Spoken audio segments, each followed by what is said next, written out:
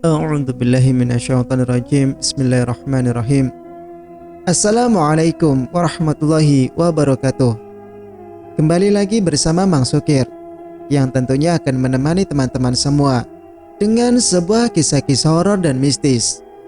Yang kali ini masih akan melanjutkan cerita yang sebelumnya yang berjudul Teror Mawar Hitam. Cerita ini ditulis oleh Nanau 1111. Dan bagi teman-teman yang penasaran dengan sang penulis, teman-teman bisa langsung cek link yang saya sudah siapkan, ada di kolom deskripsi.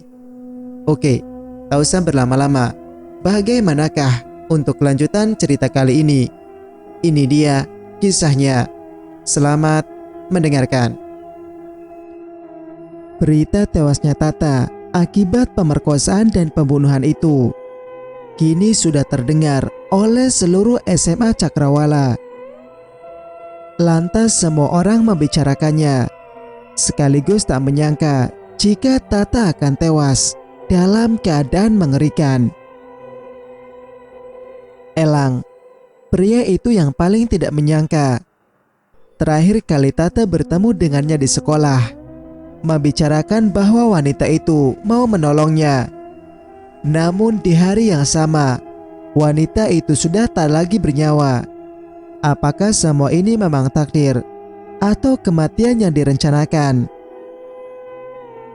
Katanya sih ya, itu si Tata mau ke gedung sana, mau ketemu orang. Lagian ngapain coba, dia mau-maunya ya janjian ke sana. Ditambah lagi, yang bunuh dia tuh punya kelainan deh kayaknya. Kayak ada dendam gitu sama orang. Jadi habis diperkosa, dibunuh. Serem banget.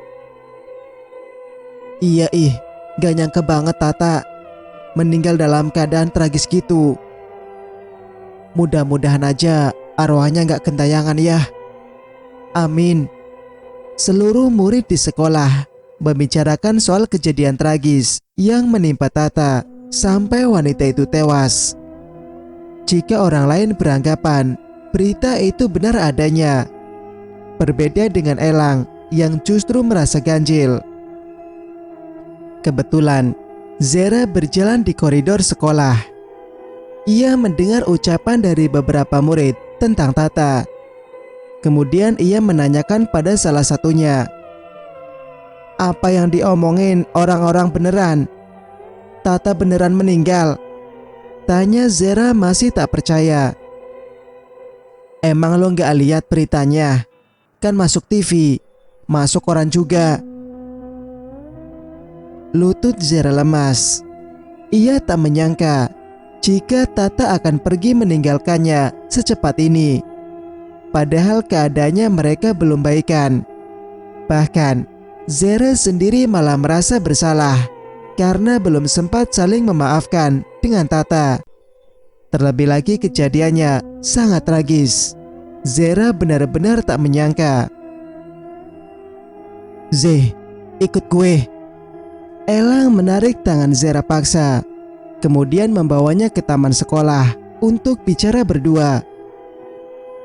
"Lepasin, kamu mau apa lagi sih Elang?" Sewot Zera yang langsung melepaskan tangan Elang dari pergelangan tangannya. "Dengerin gue. Apa lo gak ngerasa ganjil sama kematian Tata? Kemarin dia sama gue sempat ngobrol. Dia bilang dia mau bantu gue sama lo buat tuntas siapa peneror itu. Dan kemudian di hari yang sama Tata meninggal dalam keadaan tragis. Lo percaya gak sih kalau semisal ini ulah seseorang?" Zera menatap lekat Elang. "Jangan-jangan ini semua rencana kamu, dan kamu sengaja bilang gini biar aku gak curiga. Jangan-jangan kamu yang bunuh Tata." "Z, di mana sih sebenarnya letak pikiran lo itu? Please, lo pakai otak lo sebelum ngomong. Kalau gue pembunuhnya, ngapain bukti di koran-koran kalau udah jelas cowok asing itu yang nusuk Tata pakai pisau sebanyak 3 kali tusukan? Artinya bukan gue. Kenapa lo masih aja egois sih? Egois gimana maksud kamu? Udah jelas kan kalau peneror itu adalah kamu. Buktinya kan udah jelas. Z, lo harus dengerin dulu gue. Jangan karena hal ini otak lo jadi gak berfungsi dengan baik. Kita bisa omongin ini baik-baik. Gue gak minta lo percaya sama gue, tapi kasih gue kesempatan buat... Aku sudah pernah janji sama diri aku sendiri bahwa aku gak akan pernah memaafkan siapapun peneror itu. Terutama aku pernah bilang sama kamu kan, kalau aku bisa buktiin bahwa kamu pelakunya, maka aku akan membenci kamu seumur hidup. Setelah mengatakan itu, Zera pergi dari hadapan Elang. Gadis itu benar-benar keras kepala, bahkan tak mau mendengarkan sedikit saja apa yang akan Elang bicarakan. Meskipun Zera bersikap seperti itu, Elang tetap akan berusaha sebisanya meyakini bahwa Zera dalam bahaya. Peneror itu menginginkan nyawanya, dan Elang harus menghentikan. Alta, kamu udah tahu belum kalau Tata dibunuh sama Tian, teman kamu sendiri? Kok bisa ya? Aku gak nyangka banget, ucap Zera yang menghampiri Alta ke warung belakang sekolah. Iya gue tahu. Kok kamu biasa aja? Si Alta bukan orang yang suka ngurusin begituan sih. Dia lebih suka kopi, rokok dan kamu. Hahaha. Ledek Zebra selaku teman dekat Alta. Tapi serius deh, berita itu benar-benar menghebohkan. Ditambah rupanya yang bunuh itu temen lo Al. Kok bisa sih? Tanya Aris yang sama-sama penasaran seperti Zera. Zera duduk di samping Alta, menunggu pria itu memberikan jawaban yang pasti. Sebab Zera tahu betul bahwa Tian itu temannya Alta di tongkrongan. Jadi tidak mungkin jika Alta tidak tahu menahu apa permasalahan Tian sampai bernekat membunuh. Tian itu pengguna barang haram. Dia sering minjemin duit sama gue, bahkan sampai ratusan juta. Terlebih dia ada masalah pribadi. Dia bisa lakuin transaksi itu di gedung sana. Terusnya gue gak tahu kalau Tata bisa ada di sana juga. Mungkin mereka ada hubungan sama Tian. Jelas Alta yang kemudian membuat semuanya mengerti, kecuali Zera yang terus menanyakan banyak hal karena masih tak menyangka atas kejadian yang menimpa Tata. Alta, kenapa gak tolongin Tata? Mana gue tahu Zeh. Alta, Zera takut kalau itu ulah si peneror. Gimana kalau emang bener rencana dia? Elang maksud lo? Zera mengangguk. Ya bisa jadi sih. Tapi lo tenang aja, kalau itu beneran rencana dia, gue bakalan mampusin dia lebih dulu sebelum dia mampusin lo. Alta mengusap surai Zera, membuat Zera jadi salah tingkah tidak jelas. Tak lama seorang murid perempuan datang menghampiri Alta, melingkarkan tangannya di leher Alta. Al, kok malah di sini sih? Katanya mau ke apartemen, bisik wanita itu pelan. Apartemen? Jadi kamu tinggal di apartemen Al? Tanya Zera. Lo kan sahabatnya, masa gak tahu sih? Tanya wanita itu. Zera tak menjawabnya. Ia kemudian bangkit dari tempat duduknya dan pergi. Sungguh Zera tak sanggup melihat wanita manapun yang selalu menjadi kekasihnya Alta.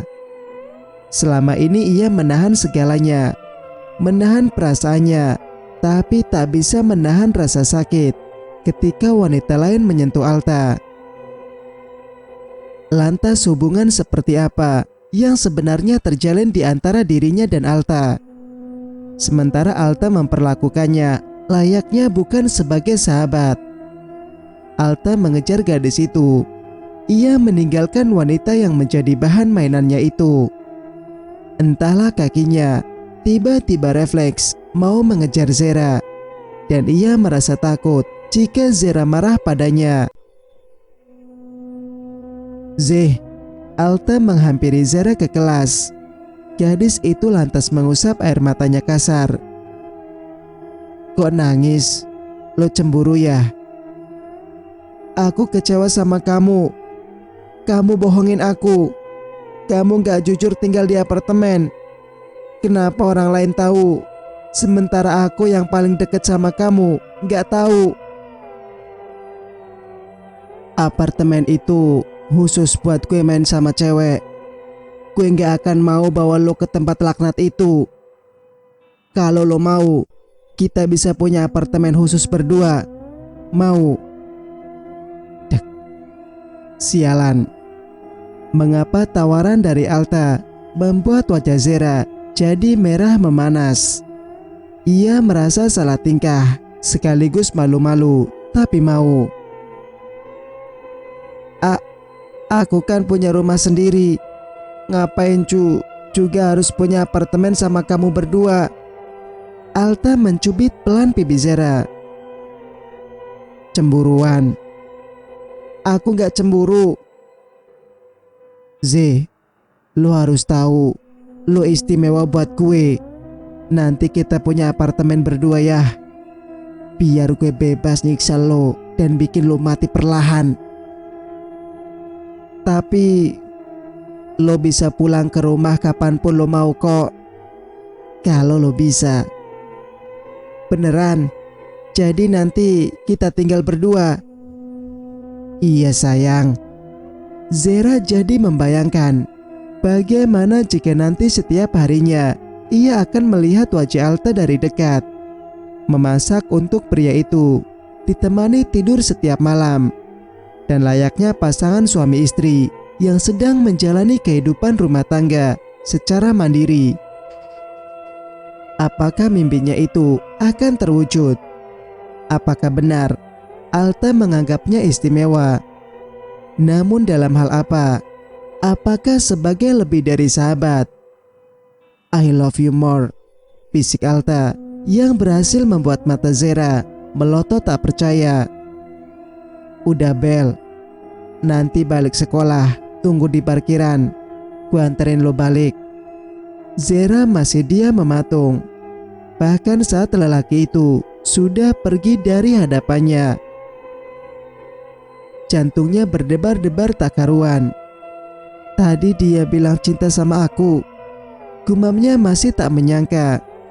Zera mencium pipi Alta beberapa kali. Lantas pria itu mengernyitkan dahinya bingung. Ada apa dengan gadis di atas pangkuannya ini? Mengapa terlihat aneh sekali? Tunggu di sini ya, jangan kemana-mana, ucapnya, lalu melangkah pergi menuju dapur. Alta menatap punggung Zera yang sudah jauh melangkah. Sementara dirinya duduk di atas sofa seperti orang bodoh. Kecupan dari Zera berhasil membuat dirinya bukan seperti Alta biasanya. Terlihat wajahnya memerah karena merasakan sensasi jantung yang berdebar-debar tidak karuan. Sial. Jika saja ia dan Zera tidak ada hubungan darah, mungkin ia sudah menjadikan Zera miliknya. Meskipun pada akhirnya harus ia renggut nyawanya. Zera kembali membawa kue ulang tahun yang sudah ia buat atas kerjasama dengan Biati. Selamat ulang tahun Alta, ucap Zera tersenyum manis sekali. Selamat ulang tahun Den Alta. Kemudian Biati juga ikut mengucapkan. Kejutan dari kedua wanita itu berhasil membuat Alta cukup termenung. Ia malah membayangkan jika Zera dan ibunya sebagai mertua juga menantu, bukan majikan dan pembantu. Ingin rasanya Alta memeluk ibunya, namun karena ada Zera, maka ia mengurungkan keinginannya. Zera duduk di samping Alta. "Pi, nyalain lilinnya," pinta Zera yang kemudian dituruti Biati. Lilin sudah menyala. Gadis itu meminta Alta meniup lilinnya. Tapi tunggu, kamu make a wish dulu. Apa harapan kamu?" "Sama lo selamanya." Entahlah, hal itu tiba-tiba terbesit dalam benak Alta. "Ralat, pengen lo cepat hilang dari muka bumi ini selamanya." "Udah," ucap Alta yang kemudian langsung meniup lilin menyala itu. "Dan Alta, semoga sehat selalu dan bahagia selalu ya," ucap Biati. "Amin, makasih." Biati mengangguk. Kemudian ia hendak pergi ke dapur, namun Zera menahannya. "Bibi gak mau kuenya, kan belum potong kue." "Ah, gampang non, nanti aja sisain buat Bibi." "Hehe." Ya udah deh. Kalau gitu, ini buat Bibi setengah dari kuenya. Setengah lagi buat aku sama Alta." "Makasih non." Biati menerima potongan kue itu, memindahkannya ke atas piring kosong, kemudian membawanya ke belakang dapur. Dalam hatinya ia bergumam, "Saya benci situasi ini. Di mana di hari ulang tahun anak saya tidak bisa memeluknya karena gadis itu benar-benar penghalang." Alta menerima suapan dari Zera. Begitupun dengan Zera yang disuapi oleh pria itu. "Alta, tadi apa harapan kamu?" tanya Zera penasaran. "Rahasia." "Ih, kok gitu? Jadi Zera gak boleh tahu?" Alta mengeratkan duduknya, semakin dekat dengan Zera.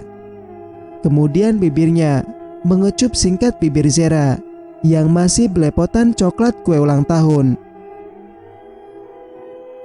"Harapan gue, semoga gue gak akan pernah kehilangan lo," dustanya, yang meskipun hatinya tidak bohong mengatakan hal itu. Alta, kamu gak ada niatan buat pacarin aku?" Dek. Bukan hanya Alta yang melotot, tapi juga Zera. Gadis itu tak menyangka jika ia akan seberani itu menanyakan hal konyol yang jelas tidak akan terjadi. Lupain itu. Aku..." Alta menutup mulut Zera dengan jari tengah yang ia simpan di depan bibir Zera. "Kita nggak pacaran, tapi kamu milikku." "Maksud kamu?" "Gue janji bakalan lebih prioritasin lo. Gue nggak akan main cewek, ngurangin hyper yang ada dalam diri gue. Dan lo cewek satu-satunya milik gue. Memiliki nggak harus menjadi sebagai pasangan kan?" "Bangke, kenapa gue ngomong gitu sih? Apa-apaan?" Kamu serius sama ucapan kamu, Al?" Alta mengangguk, meskipun mulutnya sudah berusaha mau mengatakan tidak. Namun hatinya malah sebaliknya. "Aku boleh peluk nggak?" Wajah Zera terlihat kikuk sekali. Alta menahan tawanya mati-matian. Gadis itu rupanya tengah salah tingkah. Lantas pria itu lebih dulu memeluk Zera, lalu mengangkat tubuhnya agar duduk di atas pangkuannya. Perlahan bibirnya melumat pelan bibir Zera. Lalu tangannya meremas bokong Zera. Jika sudah begini, Zera tahu bahwa Alta sedang birahi. Jangan di sini, Al." Alta tak tahan. Ia mencium leher Zera, menghisapnya pelan hingga menimbulkan tanda kemerahan. "Al, jangan di sini." Alta langsung menggendong Zera, lalu membawanya ke kamar. Sebenarnya Biati sudah tahu bahwa hubungan anaknya dengan Zera sudah sejauh sampai icip-icip. Ia pikir Alta sudah membobol keperawanan gadis itu. Tapi ternyata saat ditanyakan langsung, Alta mengaku tidak sampai memperawaninya. Biyati hanya khawatir jika Alta lepas kontrol, kemudian Zera hamil. Karena jika sampai itu terjadi, maka rencananya dari awal akan hancur. "Jangan terlalu dekat sama Zera. Kamu udah apain dia?" tanya Biyati seolah mengintimidasi.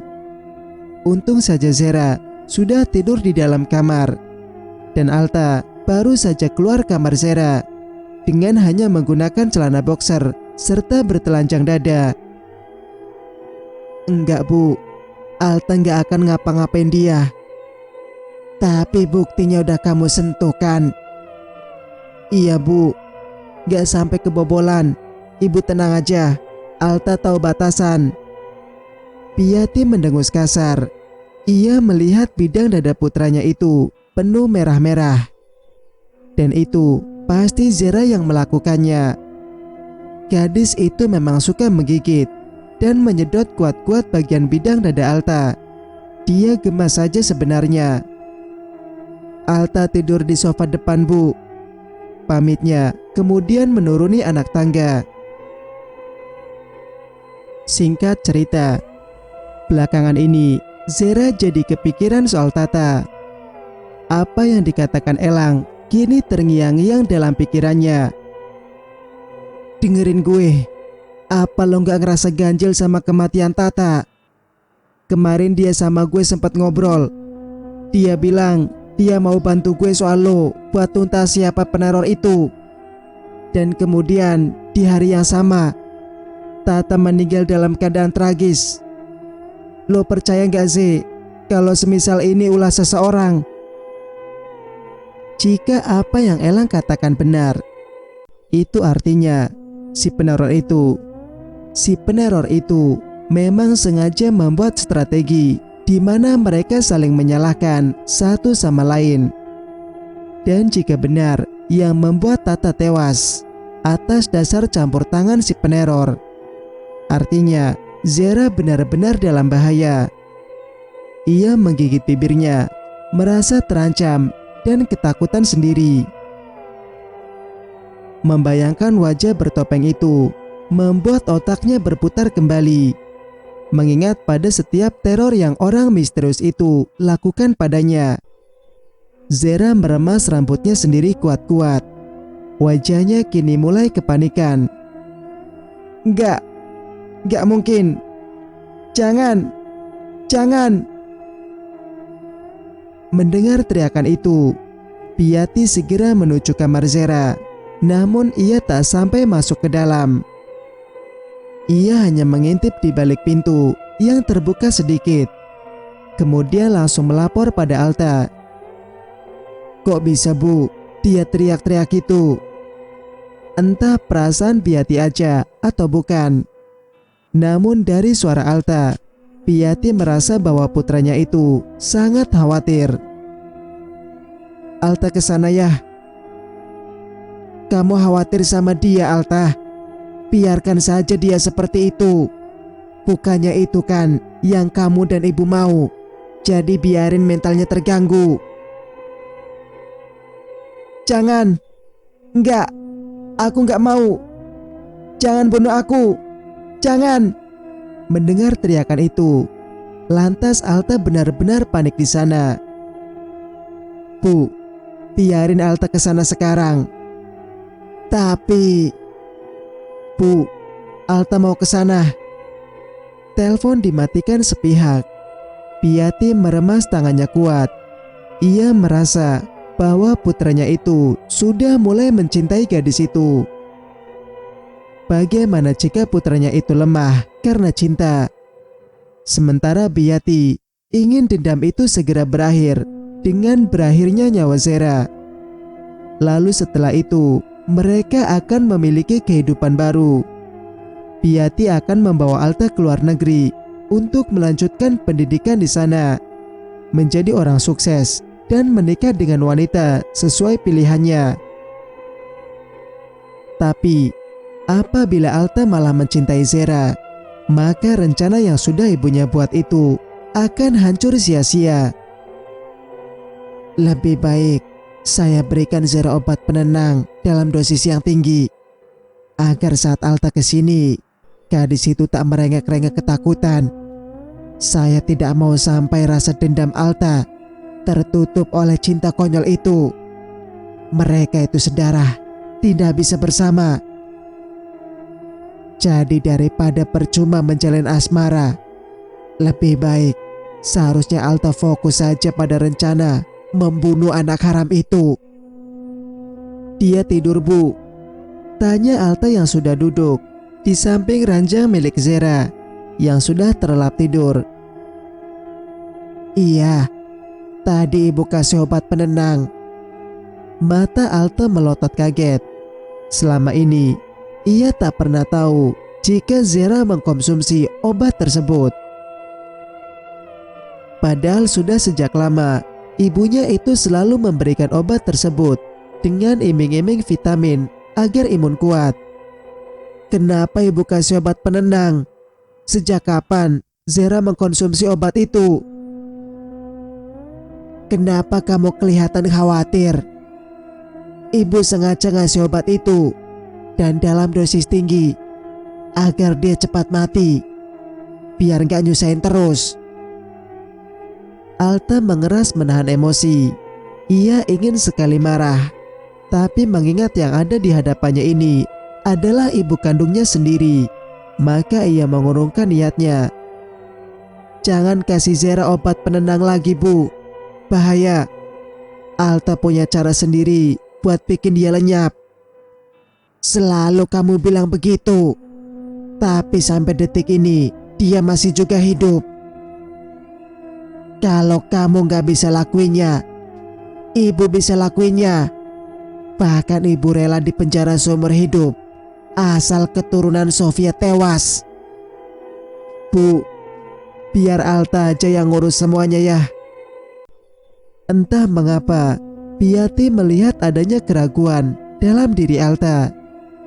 Putranya itu terlihat mulai mencintai Zera, namun ia akan pastikan sendiri apabila itu sampai terjadi, maka dirinya sendirilah yang akan menghabisi Zera secepatnya.